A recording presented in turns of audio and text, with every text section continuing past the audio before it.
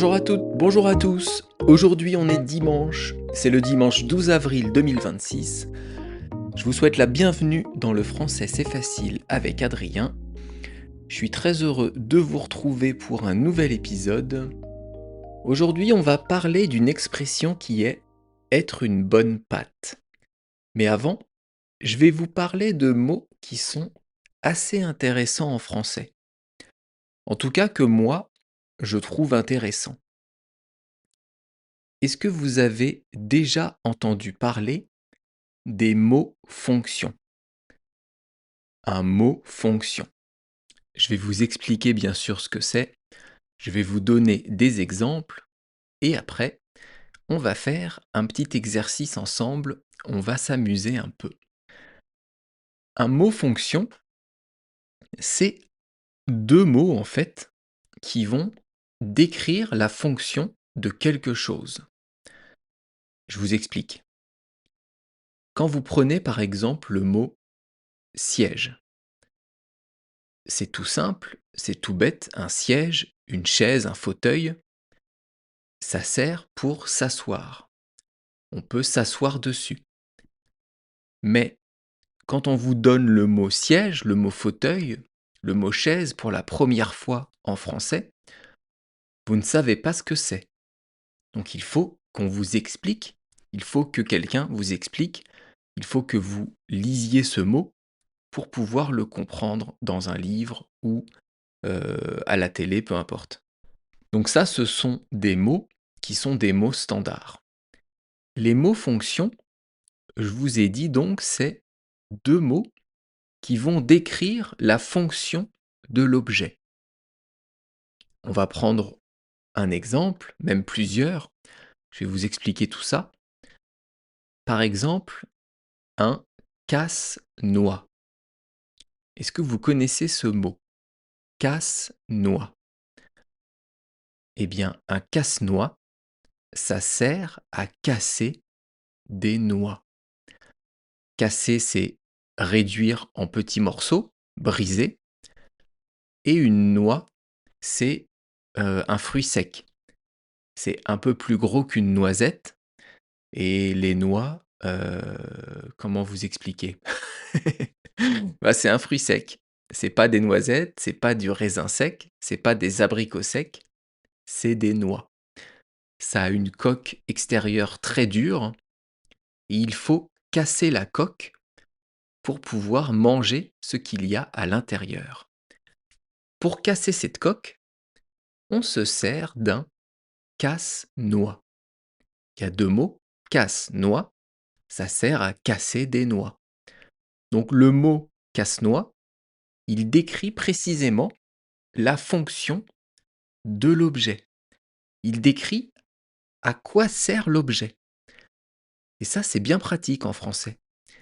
On a plusieurs mots comme ça. Il suffit de regarder les deux mots. Souvent, c'est un verbe et un nom. Casse, ça vient du verbe casser, et noix, c'est un fruit sec. Donc je vous répète, le casse-noix, ça sert à casser des noix. C'est souvent en métal, parfois en plastique dur. On peut ouvrir en deux le casse-noix, mettre la noix au milieu, refermer, et ça sert donc à récupérer l'intérieur de la noix qui se mange. Donc ça, c'est un mot fonction, casse-noix. Je vais vous en donner d'autres et je vais vous expliquer à quoi ça sert. Non, plutôt je vais vous en donner et vous allez essayer, vous, de trouver à quoi ça sert. Prochain mot, c'est un coupe-ongle. Un coupe-ongle. Je vous répète, un coupe-ongle. Coupe, c'est le premier mot, et ongle, c'est le deuxième mot. Donc un coupe-ongle, ça sert à quoi? On va prendre le premier mot, qui est le verbe, ça vient du verbe couper, et ongle, ça c'est un mot qu'il faut connaître. Si vous ne connaissez pas, c'est ce qui pousse au bout des doigts. On a des ongles au niveau des mains, des ongles au niveau des pieds, et il faut les couper régulièrement. Eh bien, l'appareil qui sert à couper les ongles, l'objet pour se couper les ongles, c'est un coupe-ongle. Je vous répète, un coupe-ongle. Mais on dit en fait coupe-ongle, comme si c'était un seul mot. Pourquoi? Parce que à la fin du mot coupe, on a un E muet, mais on a le son P. Donc ça va s'accorder avec le mot d'après. Ça s'appelle un enchaînement, ça s'appelle une liaison. On ne dit pas coupe-ongle, on dit coupe-ongle. Donc le coupe-ongle, ça sert à couper les ongles. Vous voyez comment c'est simple? Donc quand vous tombez sur un mot fonction en français, même si vous ne connaissez pas le mot, vous pouvez déduire à quoi ça sert, si vous connaissez au moins le verbe. Allez, on fait un autre mot fonction, un tire-bouchon. Un tire-bouchon. Tire-bouchon, on va encore le décomposer en deux. Tire, ça vient du verbe tirer. Et un bouchon, c'est ce qui va fermer une bouteille. Par exemple, une bouteille de vin. Donc le tire-bouchon, il sert à tirer les bouchons. C'est l'appareil avec une espèce de tige en forme d'hélice. On met ça au-dessus du bouchon, on tourne, on tire vers le haut, et après, on peut boire du bon vin français. Ça, c'est un tire-bouchon. Vous voyez, c'est hyper simple. Je vais vous en donner... Non, plutôt, je vais vous donner la définition et vous allez essayer de trouver le mot.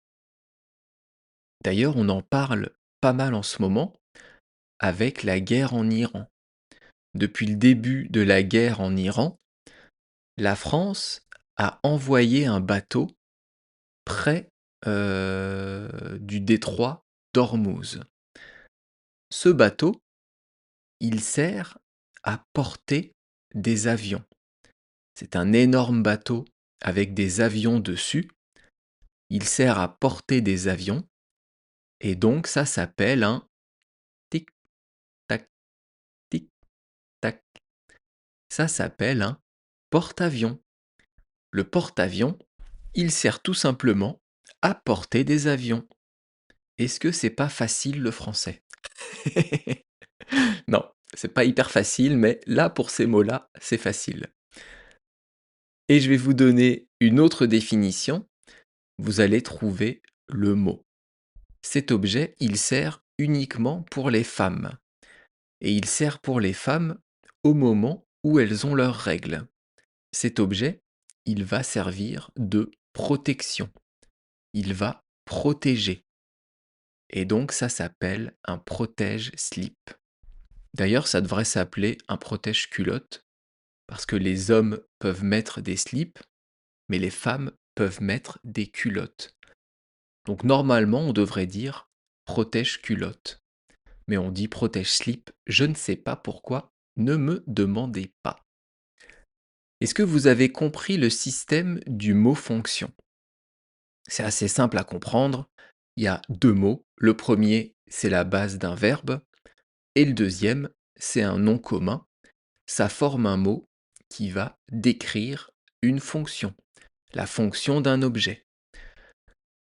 Et donc, pour vous entraîner, pour s'amuser, pour se divertir, je vais vous donner des définitions et vous allez essayer chez vous de retrouver le mot. Je vais me baser sur des définitions comme si c'était des mots-fonctions. Donc avec un mot qui provient d'un verbe et un nom. Par exemple, si je vous dis écrit papier, donc c'est quelque chose qui va écrire sur du papier. Ça peut être quoi? Avec quoi on écrit sur du papier? Eh bien, on écrit avec un crayon, un stylo, un feutre. Tout ça, ça pourrait être des mots qui s'appellent écrit papier. Alors, écrit papier, ça n'existe pas, mais c'est un entraînement, c'est un exercice pour retrouver des noms. Allez, on en fait un autre. Je vais vous dire, brûle bois. Quelque chose où on va brûler du bois. On va brûler des bâtons. On va faire flamber des rondins de bois.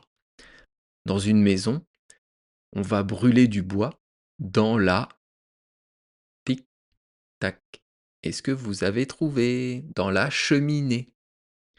Le mot en français, il s'appelle cheminée, mais si c'était un mot fonction, on aurait pu dire brûle bois.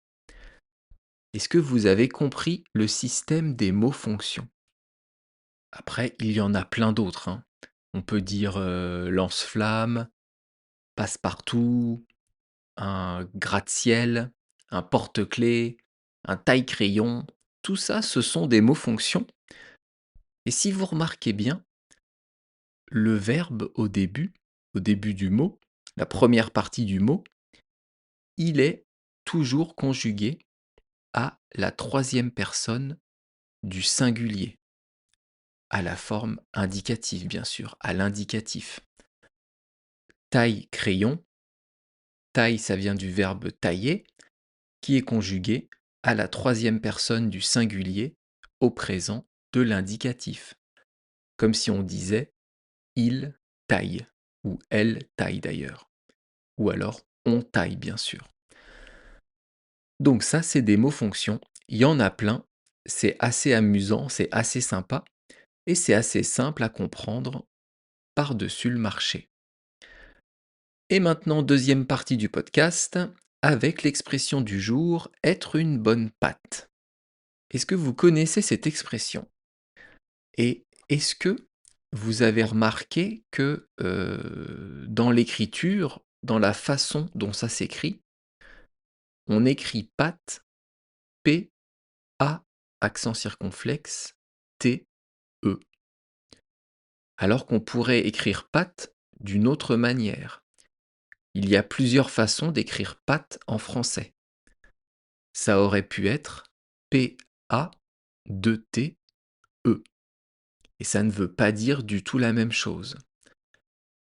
P-A-2-T-E, patte, c'est la jambe d'un animal. On dit la patte d'un chien, la patte d'un chat, la patte d'un lapin. Et patte, P-A, accent circonflexe, T-E, ça c'est autre chose. Ça va se manger. C'est une préparation qu'on va utiliser pour faire du pain, par exemple. De la pâte à pain, c'est ce qu'on va faire cuire pour après obtenir du pain. On peut aussi avoir une pâte à tarte. Ça, on va l'étaler, mettre des fruits, mettre des légumes, mettre au four, et on obtient une tarte. Donc, deux façons d'écrire pâte, et dans l'expression du jour, c'est P-A, accent circonflexe, T-E.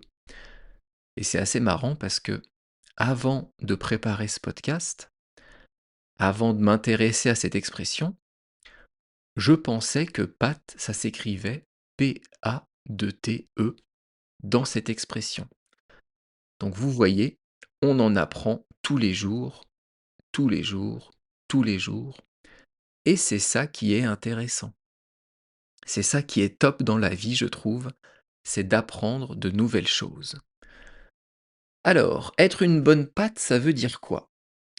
Ça veut dire être une bonne personne, être quelqu'un de sympa, être serviable. Ça veut dire rendre service à l'autre facilement.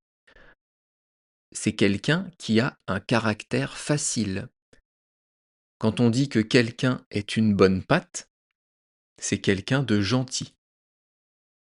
Mais c'est quelqu'un qui peut être aussi un peu trop gentil. Ça veut dire quoi être trop gentil? Ça veut dire que on peut vous en demander trop.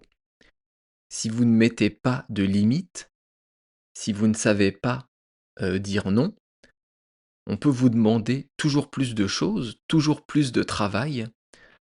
Et c'est ça donc être trop gentil. Et ça peut aussi être ça, être une bonne patte. Donc quand on dit que quelqu'un est une bonne patte, C'est quelqu'un qui va être serviable, qui va être très gentil, mais peut-être un peu trop gentil. Alors je vous explique les mots de l'expression. Être, on en a parlé déjà des dizaines de fois, un des verbes les plus importants en français, et je vais vous le conjuguer au conditionnel. Ça fait longtemps, longtemps que je vous ai pas conjugué de verbe au conditionnel, et on va donc commencer avec un des verbes les plus importants en français, le verbe être. Être au conditionnel, ça donne je serais, tu serais, il serait, nous serions, vous seriez et il serait. Mais est-ce que vous savez à quoi sert le conditionnel? Est-ce que vous l'avez déjà appris et est-ce que vous vous en rappelez? On peut utiliser le conditionnel pour 4 choses principales. Je vais vous en rappeler 2 aujourd'hui et je vous parlerai des 2 autres dans un autre podcast. On peut utiliser le conditionnel pour exprimer une hypothèse de quelque chose, une possibilité. Par exemple, si j'avais de l'argent, je serais très content. Je serais, ici c'est le conditionnel. Pourquoi on met le conditionnel? Parce qu'il y a la condition d'avoir de l'argent. Il y a le si. Donc souvent, quand il y a le si en français, on va retrouver du conditionnel. Si j'avais de l'argent, je serais très content. Si je gagnais à la loterie, je serais très content ou je serais ravi pour que ça rime. Ça, c'est une première utilisation du conditionnel. Et une deuxième, ça va être pour adoucir une demande. Pour quelque chose que vous demandez, mais que vous voulez demander doucement, gentiment, sans forcer, sans agresser.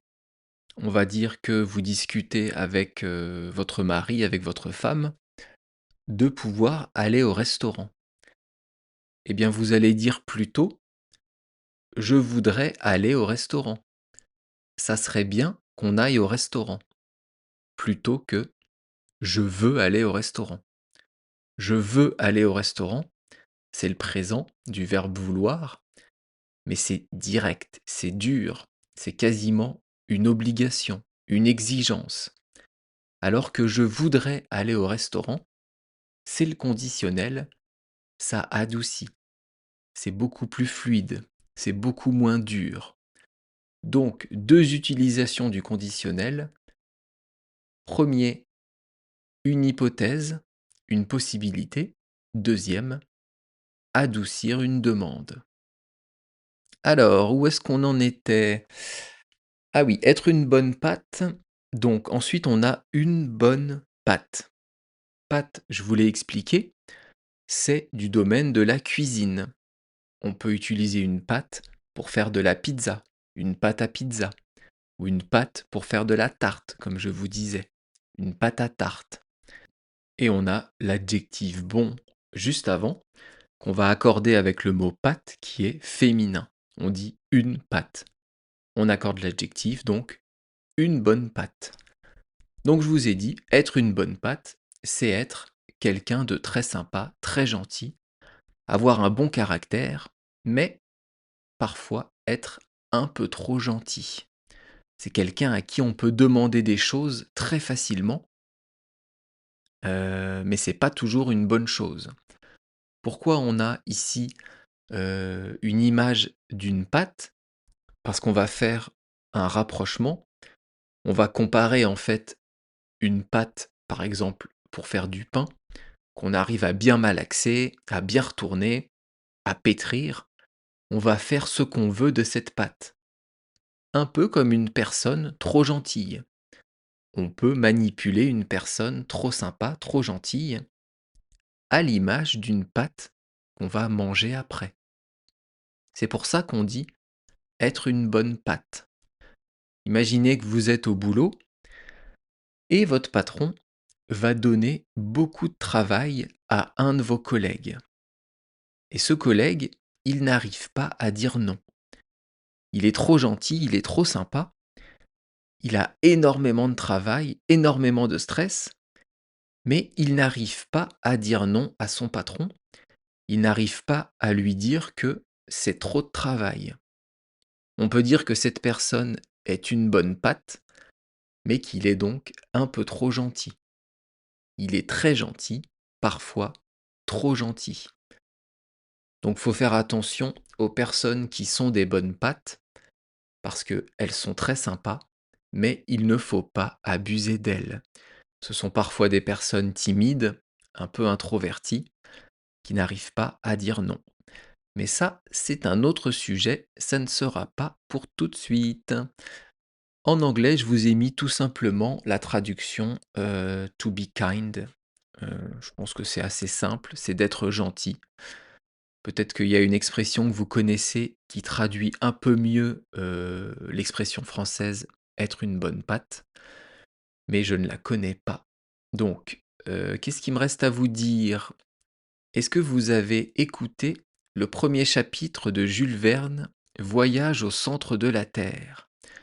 C'est sorti il y a 2 jours, avant-hier sur ma chaîne YouTube, le premier chapitre, donc le chapitre 1, et il y aura à partir d'aujourd'hui 2 chapitres de livres par semaine qui vont sortir sur ma chaîne YouTube, sur laquelle je vais mettre ma voix, donc qui lit le livre, et les pages du livre pour que vous puissiez lire en même temps que vous écoutez.